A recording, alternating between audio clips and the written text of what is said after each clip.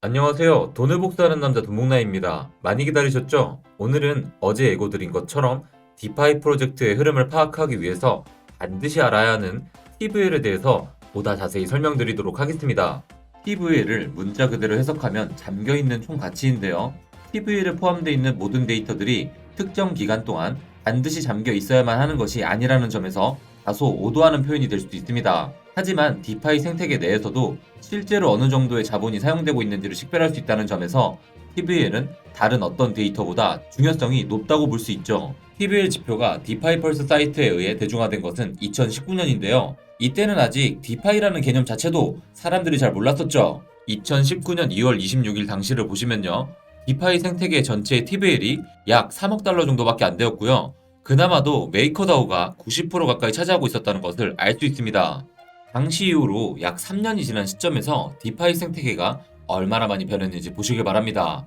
빨간색 박스로 표시한 전체 TVL은 약 305배가 증가했고요. 파란색 박스로 표시한 메이커의 도미넌스는 기존 89.9%에서 17.8%까지 떨어졌습니다. 하나의 프로젝트에 대한 의존도가 떨어졌다는 것은 그만큼 생태계 전체가 발전하고 있다는 것으로 해석할 수 있죠. 이제 제가 초록색 박스로 표시해드린 부분을 잘 보시길 바랄게요.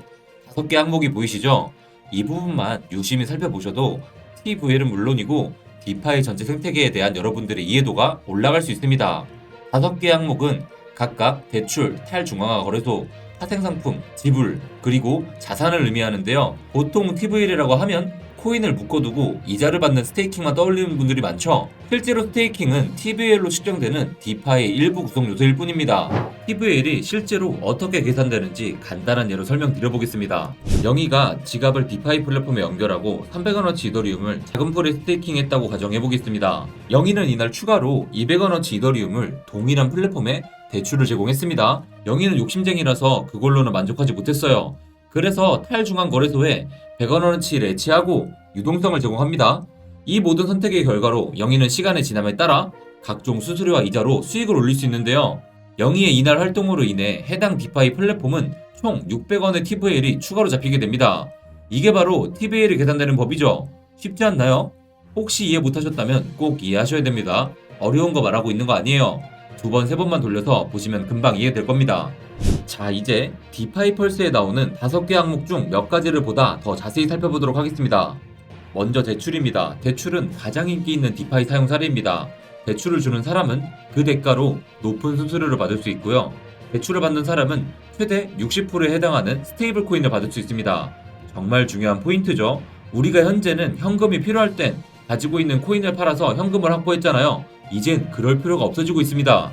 기존의 중앙화된 금융 시스템에서는 은행이 중개자 역할을 했습니다. 예금하는 이들의 돈을 은행에서는 막고는 그 돈을 대출하는 과정에서 은행은 차익을 가져갔죠. 대출 이자에서 예금 이자를 뺀 이 부분을 바로 예대 마진이라고 부르는데요. 하지만 디파이 대출 시스템에는 알고리즘이 기존 은행의 역할을 대체하기 때문에 은행이 중간에서 가져가던 수익을 시장에 참여한 모든 이들에게 돌려주는 것이 가능해집니다. 그래서 예금하거나 대출해주는 이들은 일반 은행보다 훨씬 더 큰 이자를 받는 것도 가능해지죠. 그리고 대출을 받는 이의 입장에서는 보유하고 있는 크립토 자산을 맡기는 것만으로도 큰 비중의 대출을 받는 것이 가능해지는 것입니다. 게다가 기존의 은행은 개인의 신용에 따라 대출을 해주는 구조로 인해 대출을 받고 싶어도 받지 못하는 상황이 생기지만 디파이 시스템에서는 신용 등의 이유와 상관없이 대출이 이루어집니다. 왜 디파이를 혁명이라고 부르는지 이제 좀 이해가 되시나요? 대출 다음으로 큰 비중의 TVL을 차지하는 것은 탈중앙화 거래소입니다. 블록체인 시스템은 탈중앙화를 지향하지만 사실 우리가 이용하는 업비트나 바이낸스 같은 거래소는 중앙화된 시스템입니다. 그렇기 때문에 우리가 업비트 같은 거래소에서 사고 팔 때 발생하는 수수료를 통해 거래소는 수익을 창출할 수 있게 되는 거죠. 비트코인은 해킹이 사실 불가능한 것으로 알려져 있습니다. 그럼에도 불구하고 내가 가진 비트코인이 완전히 안전하다고 말할 수 없는 것은 나의 비트코인을 보관하고 있는 거래소는 해킹의 가능성에 노출되어 있기 때문인데요. 뿐만 아니라 중앙화된 거래소는 정부 당국의 규제에도 취약합니다. 국내의 경우는 특근법 시행으로 인해 대표적인 몇 개의 거래소를 제외하고는 운영이 힘든 상황이 되었고요. 세계 최대 거래소인 바이낸스는 원화 거래를 종료하고 플랫폼 내 한국어를 지원 중단했습니다. 하지만 중개기간을 거치지 않은 탈중앙화 거래소에서는 이 모든 문제들이 해결됩니다. 그래서 실제로 중국 내 크립토 규제가 심해진 이후로 탈중앙화 거래소의 거래량은 중국 투자자들 수요로 인해서 급증하는 추세를 보였습니다. 기존의 거래소와 다른 불편함들이 있기 때문에 아직까지는 대부분의 투자자들이 중앙화 거래소를 이용하고 있는 상황이긴 합니다. 하지만 탈중앙화를 지향하는 시대의 흐름은 결국 덱스 쪽에 손을 들어주게 될 가능성이 높은 만큼 크립토 투자자들은 덱스와 관련된 프로젝트들의 변화에도 계속해서 주의를 기울일 필요가 있습니다. 이렇게 TV를 구성하는 5가지 항목 중 대표적인 2가지를 살펴보았는데요. 이제 가장 중요한 부분을 설명해 드리도록 하겠습니다. 그것은 바로 TVL을 이용해서 디파이 프로젝트의 현 상황을 파악하고 앞으로 성장 가능성이 높은 프로젝트를 찾는 것이죠. 왜 찾냐고요? 찾기만 하면 대박 수익을 볼 수 있습니다. 1년 동안 가격이 34,000% 넘게 상승한 루나의 경우 테라체인의 TVL만 잘 봤어도 급등을 예상할 수 있는 신호를 포착할 수 있었습니다. 루나뿐만 아니라요, 바이낸스 체인, 아발란체, 솔라나, 팬텀, 폴리곤 같은 프로젝트도 가격 상승 이전에 TVL이 먼저 충분한 신호를 주었죠. 지금 보고 계신 화면은요, 디파이라마 사이트에서 체인 탭을 눌렀을 때 보이는 화면인데요. 여기서 여러분이 관심을 갖고 있는 체인을 선택하시면 해당 체인에 대한 자세한 정보를 확인할 수 있습니다. 저는 테라 체인을 확인해 보겠습니다. 노란색 박스를 보시면 테라 체인의 총 TVL, 지난 24시간 동안 TVL의 변화, 그리고 테라 체인 내에서 가장 큰 비중을 차지하고 있는 앵커 프로토콜의 도미넌스를 확인할 수 있습니다. 그리고 아래쪽으로 빨간색 박스를 보시면 테라 체인에 어떤 프로토콜이 있는지 확인할 수 있는데요. 이 부분도 한번 자세히 살펴보겠습니다. 이렇게 테라 생태계에서 돌아가는 17개 프로토콜의 전체에 대한 정보를 확인할 수 있습니다. 노란색 박스를 보시면 해당 프로토콜들이 어떤 체인에서 어떻게 돌아가고 있는지 확인할 수 있는데요. 테라의 경우는 대부분의 프로토콜이 자체적으로 개발되었기 때문에 테라에서만 구동되는 것을 확인할 수 있습니다. 비교를 위해 이더리움 내 프로토콜을 보시면요, 테라와는 상황이 많이 다른 것을 확인할 수 있습니다. 스시스왑 같은 경우는 무려 13개 체인에서 돌아가고 있는데요. 스시스왑 같은 탈중앙화 거래소가 많은 체인들 위에서 구동된다는 것은 그만큼 풍부한 유동성을 확보할 수 있다는 뜻을 뜻합니다. 그렇기에 이런 데이터는 스시스왑 같이 덱스 간의 경쟁에서도 상대적 우위를 점하고 있다고 판단할 수 있다는 근거가 될 수 있죠. 다시 본론으로 돌아와서 테라 내 프로토콜들을 살펴보겠습니다. 빨간색 박스 안에 있는 정보들은 각 프로토콜들의 TVL이 지난 1일과 일주일간 어떻게 변화했는지 보여줍니다. 만약 여기서 여러분들이 미러 프로토콜에 대해 더 자세히 알고 싶다면 한 번 더 선택해서 들어가실 수 있습니다. 클릭해서 들어오시면 이런 화면을 확인할 수 있는데요. 우리가 코인 가격의 차트를 보고 기술적 분석을 하듯 특정 프로토콜의 TVL 차트를 보고 기술적 분석을 하는 것도 가능해집니다. 다시 돌아와서 하얀색 박스를 살펴보겠습니다. 사실 이 부분이 가장 중요합니다. 왼쪽으로는 해당 프로토콜 TVL이 있고요.